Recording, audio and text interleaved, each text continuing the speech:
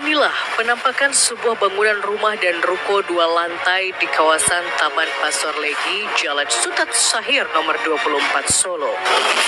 Sekilas dari ruko yang berjejer tak ada yang aneh.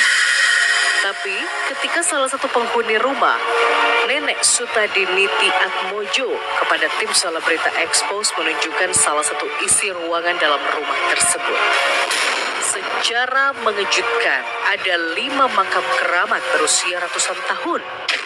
4 makam bertuliskan huruf Jawa kuno bercat putih tampak berjejer, dan 1 makam lainnya berada di luar ruangan. Perkara diperbolehkannya daripada makam di dalam rumah itu sah-sah saja diperbolehkan. Hanya saja apabila kuburan ataupun makam diyakini dapat memberikan manfaat di dalam rumah, itu adalah hal yang salah. Karena makam itu adalah tempat di mana orang yang telah meninggal dunia kemudian disemayamkan, dan kita tatkala berziarah adalah untuk tudzakirukumul akhirah, untuk mengingat daripada akhirat.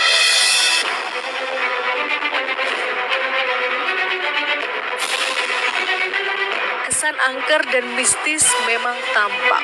Usut punya usut, rupanya makam ini merupakan makam keturunan Raja Keraton Mangkunegaraan IV. Beberapa tulisan Jawa kuno yang samar masih terbaca.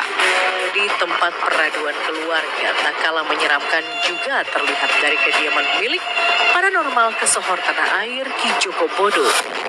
Dari penampakan depan saja, rumah dengan pintu gerbang dipenuhi relief candi dan patung ular naga yang cukup menyeramkan. Bahkan ada sebuah goa yang dulu sering dipakai semedi atau tirakat Ki Joko Bodo. Tapi belakangan, ketika baru-baru ini tim Selebrita Expose sambangi rumah yang ditumbuhi pepohonan beringin yang cukup menyeramkan itu mulai dipugar.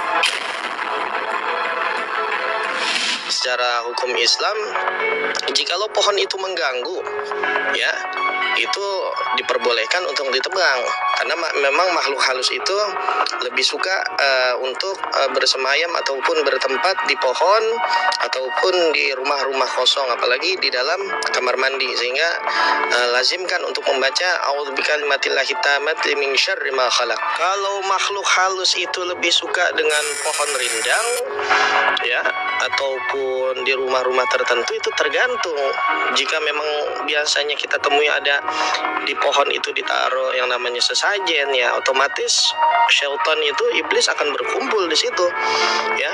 Tidak semua pohonan itu disukai oleh makhluk halus. Kita perlu ketahui bahwasanya dulu Rasul Shallallahu Alaihi Wasallam pernah duduk di bawah pohon sahabi.